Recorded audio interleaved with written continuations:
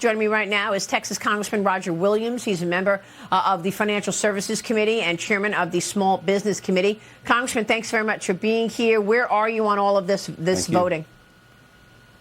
Well, we got to get it done. I mean, I was going to be happy with a CR that took care of the border and took care of our military, and then let us get the 11 of the 12 appropriations done. But, you know, we've got to find a way to do it. I think the idea maybe of trying to do all these appropriation bills in a week, I mean, we got 24 hours in a day.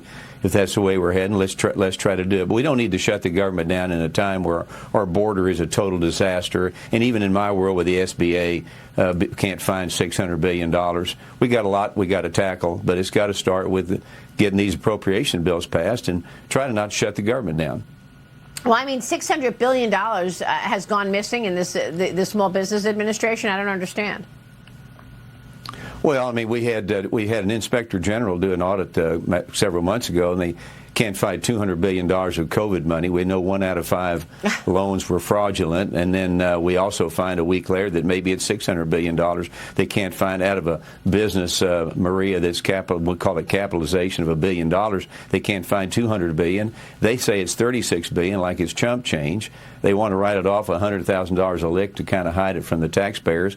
It's the people's money, and that's one of the things we're going to do in our committee next week, is we're going to announce how we're going to go find the money and get the people their money back that this SBA has just totally misappropriated. We know foreign nationals even got the money instead of Main Street America.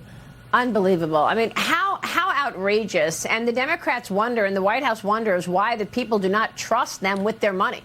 You know, $600 billion missing from the Small Business Administration. That's outrageous. And you put your finger on the real issue of the day, and that is this wide open border. Customs and Border Patrol encountering a shocking 10,000 migrants on Wednesday alone. Yeah.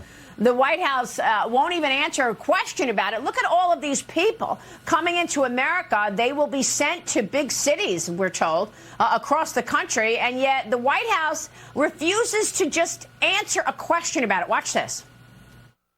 So what do you call it here at the White House when 10,000 people illegally cross the border in a single day? So what do you call it, Peter, when GOP puts forth a wait, no, you can't. I'm answering. Okay, we're going to move on. No, we're moving on. Great, please. In the back. You said you were stopping the flow at the border. No. I tried to answer, Peter. Okay. I tried to answer the question. You stopped me. Let's go. How many people illegally coming into the United States is enough for President Biden's administration? Enough for what? Enough just to stop the flow. As I mentioned, this is a problem that's been around for some time now, for decades, a broken system. It hasn't been a broken system for decades, Congressman. No. We know that under the Trump administration, apprehensions were at a 20-year low. Now we're at a 40-year high. Yeah, it's unbelievable that they want to ignore this. I mean, just yesterday alone in Eagle Pass, Texas, 2,500. We had thousands and thousands of people this yesterday and the day before coming in. It's a broken system. We got people coming in, Maria, from China, from Russia, Yemen, you name it. They're not going to go back. They're coming over here to hurt us. We need to secure this border. And it does work with a wall. It works with judges.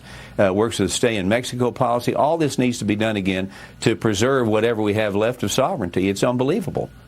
Well, why would any migrant who wants to come to America and make money not do it, knowing that the Biden administration wants to give you a driver's license, wants to give you an ID card, hopefully at some point wants you to vote for a Democrat?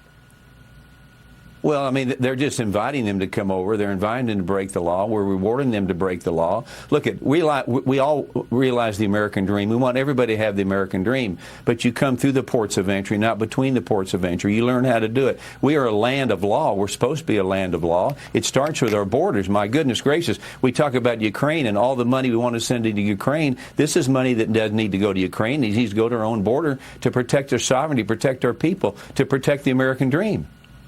Yeah. What can you do about it? I mean, I know that there is common ground within the Congress about securing the border, and yet we can't even get that bill on the floor. What's going on in terms of ensuring that you can get agreement to pass those appropriations bills regarding the border and regarding defense?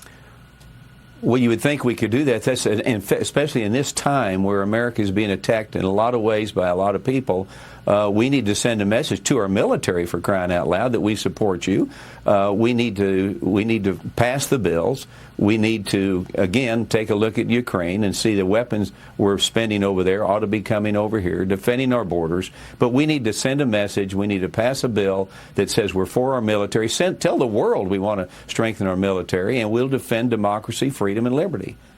Yeah, Congressman, we're going to be watching your work because Americans are recognizing that this is impacting their lives in a big way. What will it take to get the White House to reverse these policies? We know that as soon as Joe Biden walked into the White House, one of the first things he did was reverse all of the Trump border legislations and executive orders.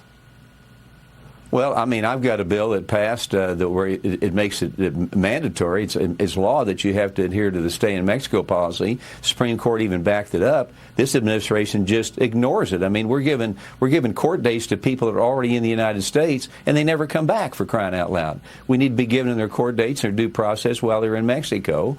We did away with Title 42 back in May, and that allowed 18 to 20,000 a day to come across.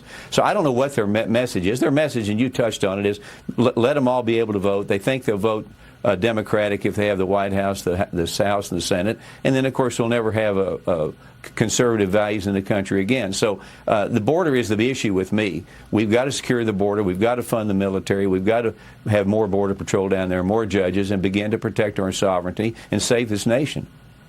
Yeah, well, at this point, it looks like there continues to be infighting within the Republican Party. You've got some colleagues of yours trying to take out Kevin McCarthy right now in the middle of this. How does this play out? Well, it doesn't play out very well at all because we are leader. We have the majority. We need to act like we have the majority. We're not going to agree on everything. I'm in the car business, and we always make deals. There's a way to make deals, and I was in a meeting the other night that I thought we had a deal on a CR that would fund our military, take care of our borders, and move forward. But it didn't happen that way, so now it appears we're going to have to pass appropriation bills probably this week to be able to get the support of some of my colleagues that are not with us. All right, we will leave it there. Congressman, we're going to be watching your work. Thanks very much for being here. Thank you.